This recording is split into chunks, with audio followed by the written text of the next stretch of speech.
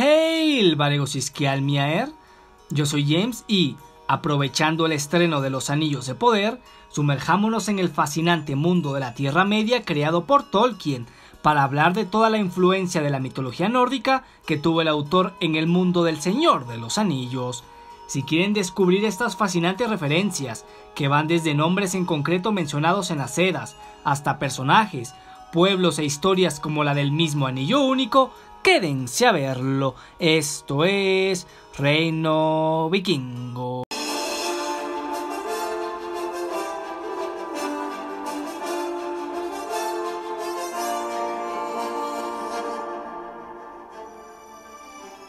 Antes de empezar, les recuerdo que mi nuevo libro, La Saga del Varego, ya está a la venta y lo pueden adquirir tanto en formato físico como en ebook de Kindle a través de Amazon.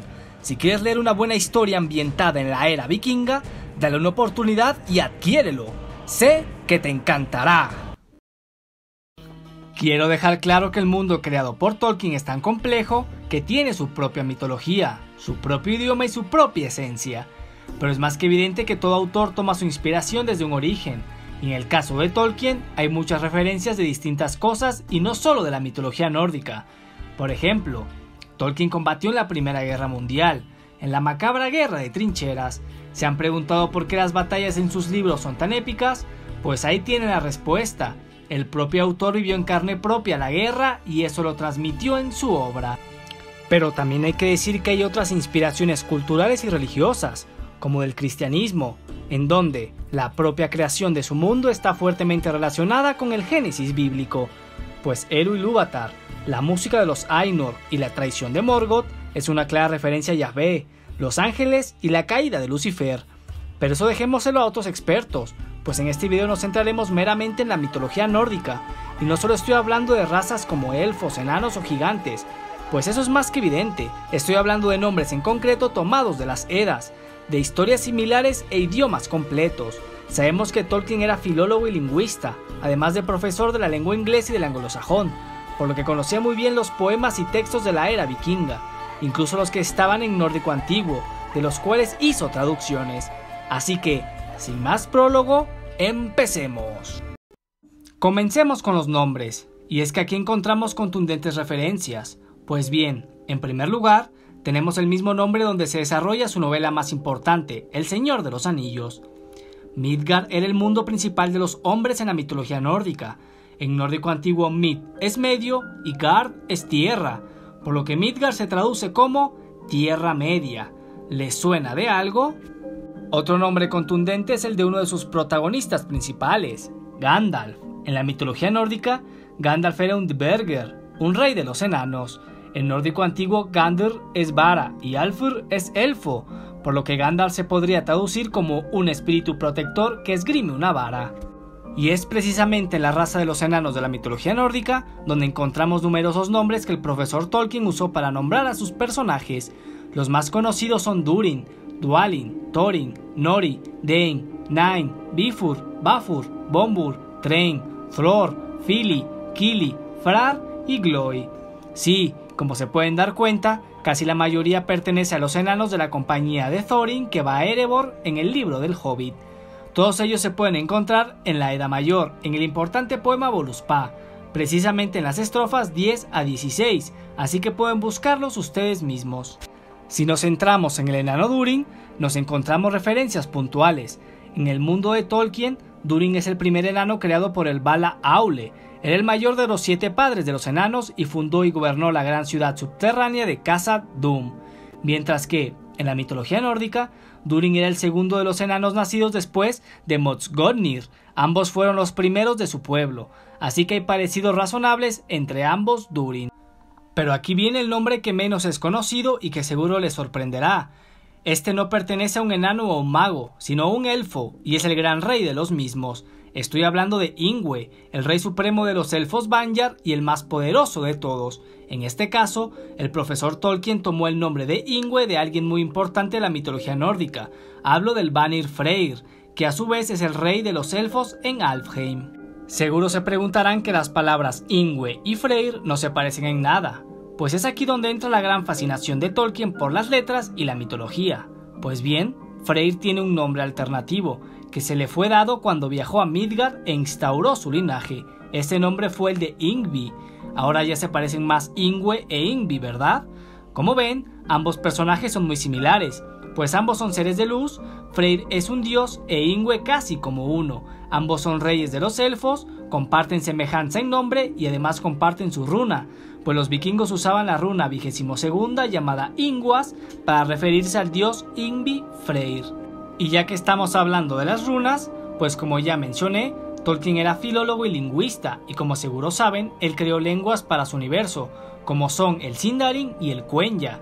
Pero lo que nos importa aquí son las Sird, el alfabeto rúnico que usan tanto los enanos como los elfos Sindar en la Tierra Media, y que son muy fáciles de distinguir tanto en el Hobbit como el Señor de los Anillos y el Silmarillion.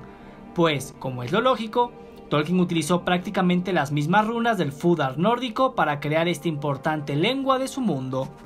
Pasando a hablar de pueblos en concreto, y ya dije que no mencionaré razas en conjunto como enanos o elfos porque es muy evidente, uno podría pensar que Tolkien se inspiró en los vikingos para crear el pueblo de Rohan, pues ambos guerreros se parecen, su arquitectura de madera, sus fiestas con abundante cerveza, sus ropajes y hasta armaduras, pero aquí hay una gran diferencia, y es que los Rohirrim son señores de los caballos, su caballería era magnífica, y, por contraparte, los vikingos no lo eran, no tenían caballería de guerra. Como ya he mencionado, ellos solo usaban los caballos para transportarse y para el trabajo de las granjas.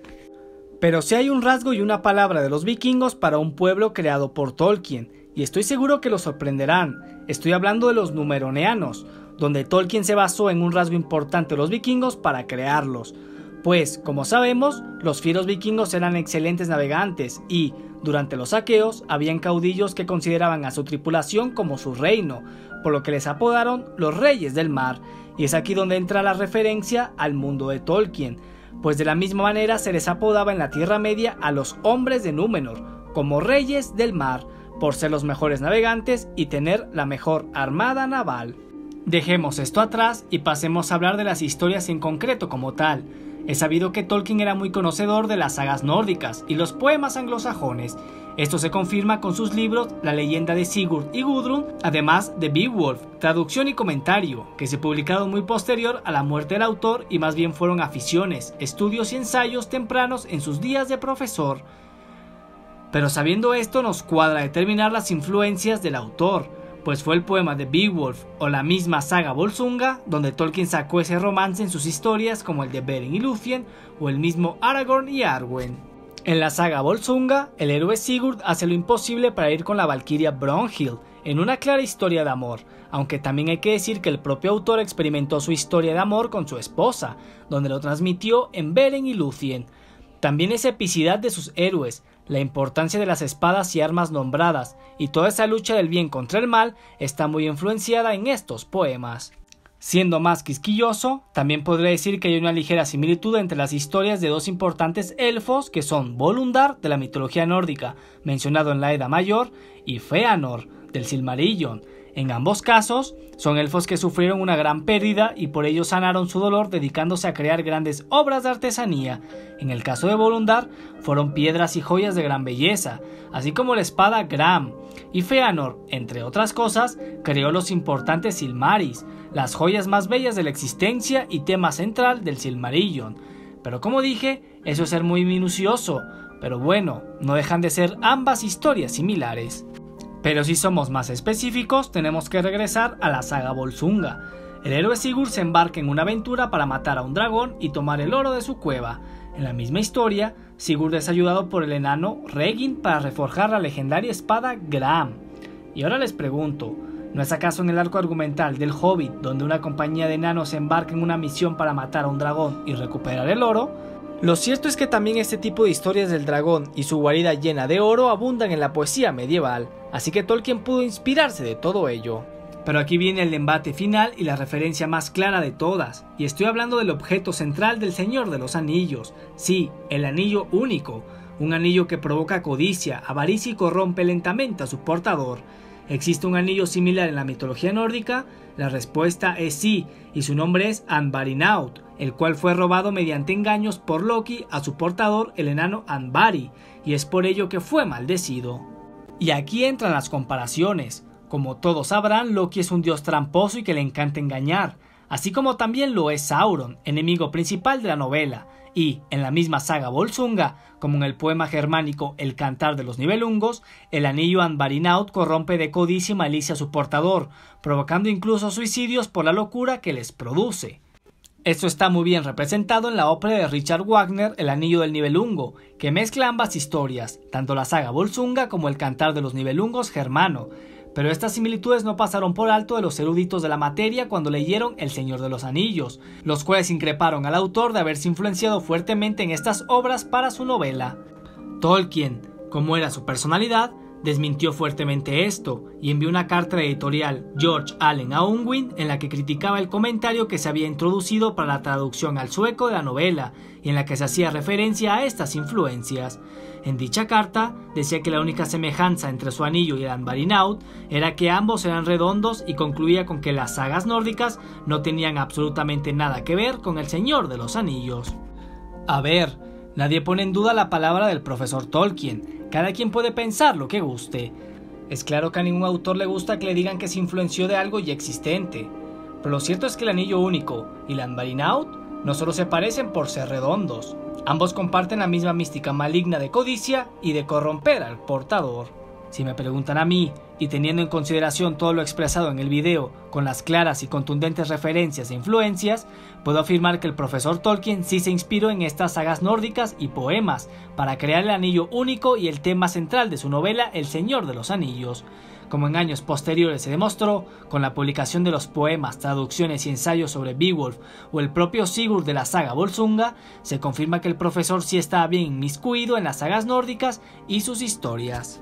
Con esto no quiero decir que Tolkien se haya copiado o plagiado de nada. Su Legendarium es muy complejo y yo la considero como la mejor obra escrita de fantasía épica, y el mundo que él creó es digno de todo un estudio profundo.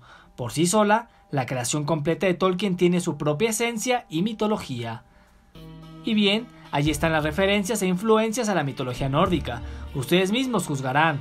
Y si ustedes detectaron alguna otra que yo no mencioné, escríbanla abajo y dejen sus opiniones. Los leo en los comentarios. Esto fue todo por hoy. Espero que les haya servido para cultivarse. Dejen su like si les ha gustado, compartan y suscríbanse a mi canal para seguir viendo contenido.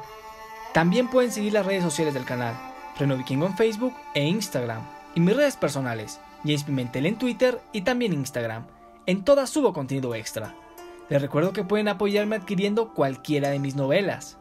Gracias por escucharme y nos vemos en la siguiente historia.